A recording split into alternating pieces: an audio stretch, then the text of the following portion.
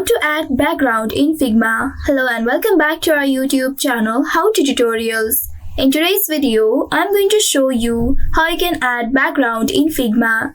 In order to do so, first of all, open your Figma application on your device and make sure you are logged into your account. Now once you are logged into your account, click on the create button at the top right corner of your screen, and then from the pop-up that appears, click on the design option. By doing so, you will be taken to the editing space. Now here, once you reach to this space, in order to add a background in Figma, you will need to select the rectangle tool at the bottom from this toolbar.